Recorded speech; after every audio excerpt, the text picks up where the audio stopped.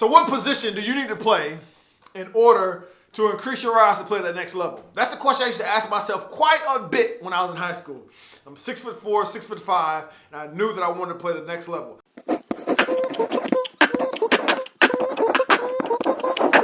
Hoop loudy.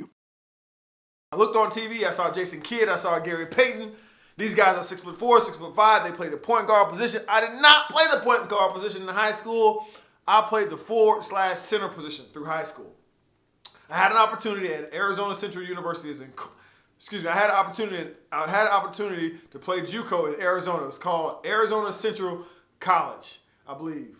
And it was in Coolidge, Arizona. I had that opportunity. They flew me out. They wanted me to hoop. My high school coach told me, Bill, the money's in the bag. All you got to do is show this coach you can hoop. I go down there. I had a sudden change of mind. I said, you know what? I'm going to show him I can play guard. Yeah. That's a good idea. Even though I've been playing forward and center all year long, I think me dribbling between my legs and shooting threes will show this guy I want a scholarship. Make a long story short, I didn't get that scholarship. He didn't call me back. He ghosted me. Right? And my high school coach told me it was my own fault because I wasn't sticking to my strengths. I was out there playing a position I wasn't supposed to be playing. But in my mind, I thought it was a good move because I looked at the next level and I said, these guys are playing this at this size, so that's what I need to try to replicate. I say all that to say this. The best position you should play to play at the next level, whether it be a D1, whether it be the NBA, whether it be wherever, is the position that you're most proficient in. The position that you're most proficient in. Whether that be scoring or whether that be creating shots for someone else. But a good rule of thumb of what position you should play, a good rule of thumb when deciding what position you need to play at the next level is, can you guard that position, right? Because in high school, I can hit the occasional three and I can gas myself up like, yeah, I hit a three, man. I should be playing guard. But can you guard a guard? Can you guard some of the best guards? Can you guard an average guard, 94 feet, full court? Can you do that? If you can't, then chances are you shouldn't be doing that. You shouldn't be trying to play guard. Now I know some of y'all said, well, Bill, you talking about how can I play at the highest level in college? Never mind that, player. I'm trying to go to the league. I'm trying to go to the league. How do I do that at this size, at 6'3"? I need to be a guard. And what I'll tell you is this. Quick story. P.J. Tucker, who plays for the Houston Rockets, I remember watching him when he was in college. He played for Texas. He played for Texas when Texas was Texas. When Texas was in the Big 12. When they had the most physical style of basketball in any conference in the country. Every year, I mean, they had Oklahoma State. They had Iowa State.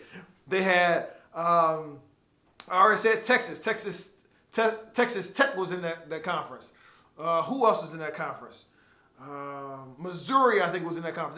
They had some talent, and they were very, very physical. Now, here you have P.J. Tucker, the person you see on TV right now, playing the 4 and the 5 position in the physical smash mouth conference called the Big 12. He's 6'4", 6'5" on a good day, and he's playing that. No one would ever think that he could do that at major Division I school, but he made it happen. And I saw him go against I saw him serve people at 7 foot, 6'8", 6'10", 6'11" on a regular basis. He was one of the best in the country. He's 6'4", 6'5", right? But if he would have got the mindset that I got to play guard, then he wouldn't have had those opportunities. There were guys at the same time that he was doing that. There were guys like Dwayne Wade. There were guys like Orlando Tucker from Wisconsin.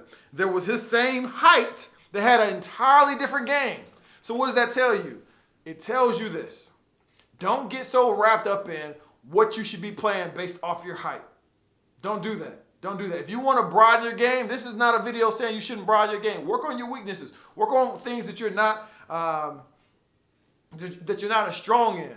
But don't thumb your nose and don't miss out on opportunities because you haven't made in your mind of what position you want to play. Because I did that and I lost out on a scholarship when I was in high school going to college. My first school that wanted me coming out of college in Arizona, it's in Coolidge, Arizona. It's called Central Arizona. I missed out on the opportunity. No more than I missed out on the opportunity for no other reason than I was stubborn. I wanted to show everybody I could play guard. And I couldn't play guard. I couldn't shoot a lick. All right? I was better with my back against the basket. I was better getting rebounds, running to the floor. I was better at doing that. Getting garbage buckets, I was better at doing that. But I hadn't made up in my mind because I'm looking at the next level of where everybody else is playing at 6'4", 6'5", and saying I need to do that, and that was a mistake. So I don't want you to do that.